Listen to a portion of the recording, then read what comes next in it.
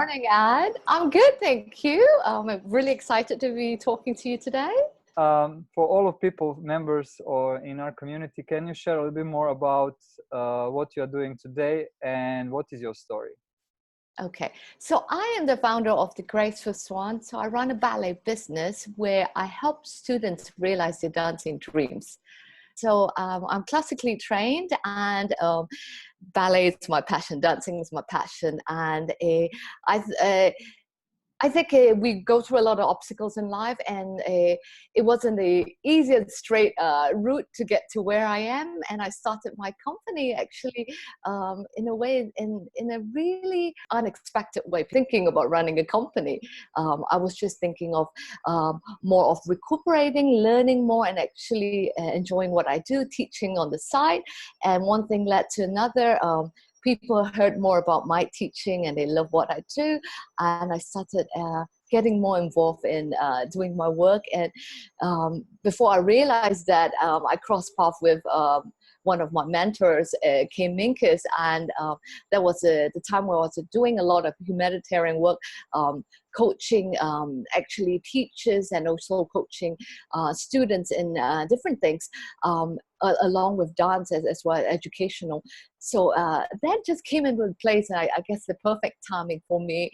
Sometimes I go to certain schools to coach the either the higher level children, and so my program, which is the Sparkly Swans program for the lower level, that's actually in the international schools in Singapore. For children is to actually to discover their interest in dancing, particularly in ballet. And parents come and schools come to us because they love the gracefulness of it, and it also helps with the posture and the confidence building. So a lot of people think ballet is just the dance itself, but it's so much more than that. So schools are picking up on that to certain ballet school or certain university at some point. So they have big dreams and goals. So they approach me and to do that. So I help to support them in getting there to where they are. Apart from technicality for ballet, they do need the portfolio and all the overall tools to get them to the schools they want to. And how the children can have benefits from your classes and from your coaching for their future life and career? Right. As they come to my class, they realize it's not only just ballet. I focus a lot about their mindset, because it's quite evident in the culture now, in society, that children feel a low level of confidence by peer pressure, by how they look, how they perceive themselves, perhaps from childhood, little things that people say to them. So quite often they tell me, Miss Evelyn, I can't do this. I don't think so. Some peers told me that, and my doctor said I have 2 left feet, 1 leg is longer. But actually I see that as their weaknesses that can be actually built into their strengths. So that's when they actually sparkle, and that's also why I called my program Sparkly Swans, because they walk in feeling, with their own little things here and there, but they go out feeling, hey, I can do that. I feel so good. I want to teach other people. So that's the joy I feel when I see my students feeling that way, and they want to impart to their parents, particularly their fathers, and the fathers come to me sharing about, hey, you know what, my daughter taught me this, So it's very rewarding to be able to share that gift here. And you have a very, very cute dog as well, I can see. Oh, yes, I'm sorry. He gets very excited whenever I do interviews or meditation. He comes here. So he was snoozing. So pardon my... No problem at all. Yes. No problem at all. And Evelyn, you are now business owner. You have your business. You are talking with the international schools in Singapore. What kind of accomplishments have given you the most satisfaction in your daily life? I think every day when I wake up and think about what I do, I feel so grateful and fortunate, because I have launched my program since about 2 years ago into, I'm still counting, 10 schools and more in Singapore itself. And there have been inquiries for my program in Malaysia, in Brunei, and somebody was asking me from Germany and the US, and I was like, wow, that's amazing, because I started as a solopreneur. So quite often I'm trying to craft things and multitask, as well as being as a coach. You have a lot to do, and I realized that the achievement is I'm able to learn to delegate and to have a good community that I can reach out to, like yourself, and we kind of bounce our energies off each other, and we learn and grow. So I think the greatest achievement is just going forth and being very open-minded to learning from different mentors, different within the community, and adding on value to myself and value to my customer, be it the parent or the student or the principal, or people in different walks of life. So that's a great accomplishment and achievement for me every day.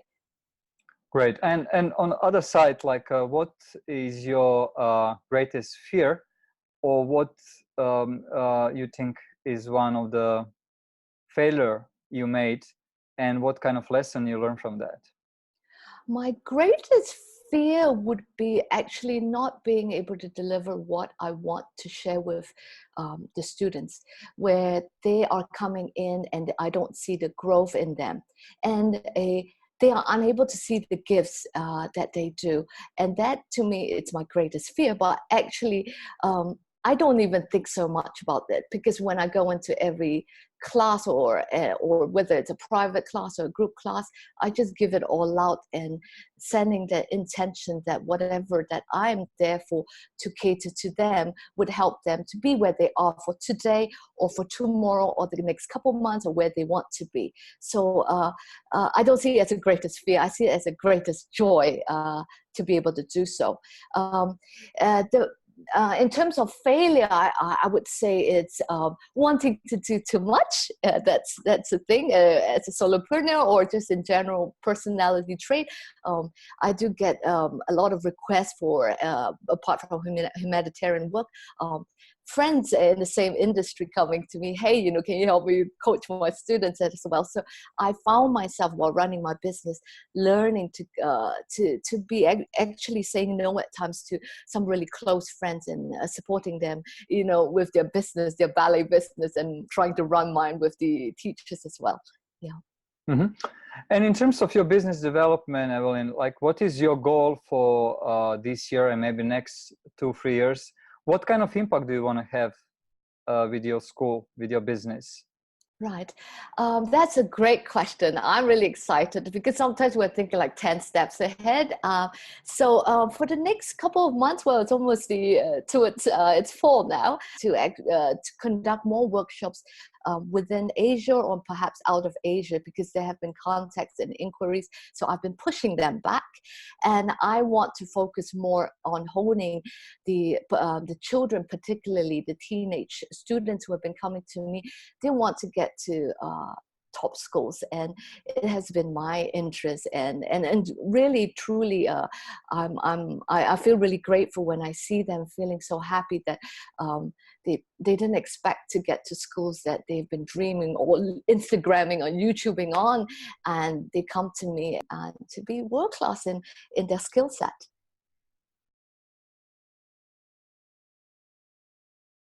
How do you find your clients, and can you share with us, like for many people like you who have a talent and they want to start doing business, what you think is the best way to start to market yourself, or how to make first sales?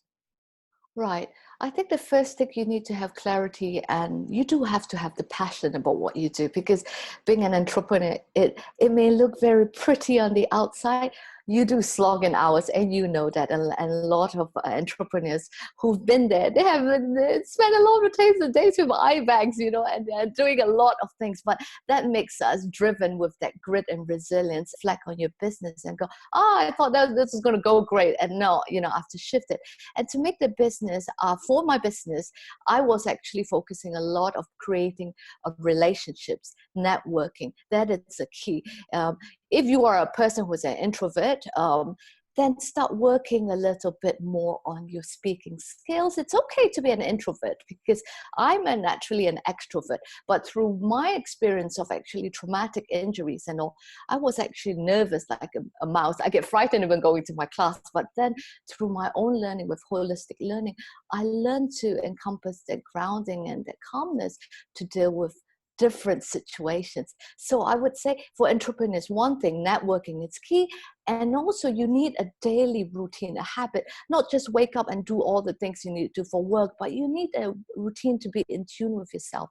And for people, there are so many people who, I don't think it's the last, but importantly too, you need a good community, because you can't do anything all by yourself and everything. So like with Ad right now, I have, great rapport, great synergy with good people around who are driven.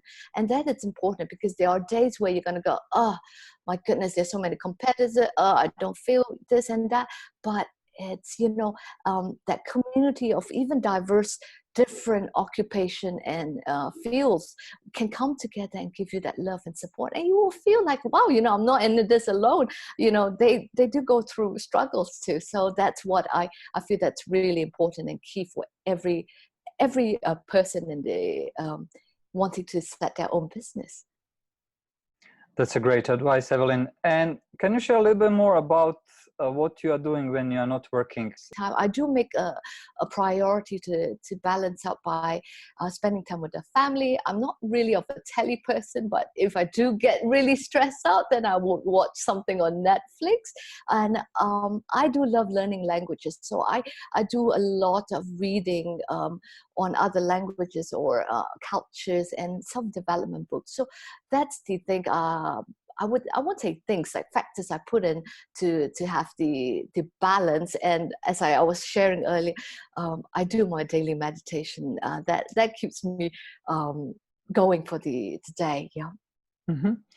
And Evelyn, what you can share with our community of personal branding program, female entrepreneurs, business owners, that nobody else can? What is your message to empower and to maybe motivate women to take that step? I'm actually most excited about this question. I don't want to craft it, because I truly believe that every woman who are actually watching this have a curiosity at the back of their mind, conscious and unconscious, that they want to do something more for themselves or for their family, or to make a difference. So as for my advice, it's for any women actually.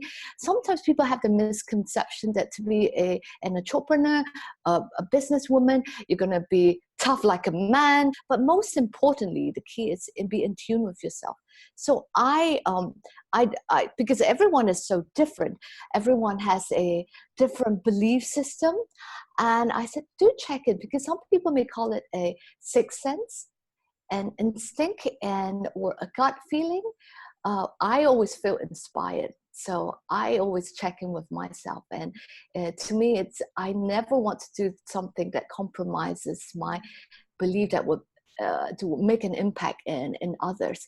So I would say check in with yourself. So for you ladies out there, check in with yourself. If you're feeling that there's something you really want to, and if Ed is doing something so great like personal branding, reach out to him, talk to him, because you need a mentor to do it. I mean, I wouldn't be here doing this if I didn't accidentally walk into my mentorship with this wonderful coach called Kane. So I would tell the ladies, check in with yourself and then look out for the mentors. Beautiful. Evelyn, thank you so much for your time today and for sharing your great story. And please share your contact information so people who want to reach out to you, they can do it in our group. Thank you. Thank you, Ad.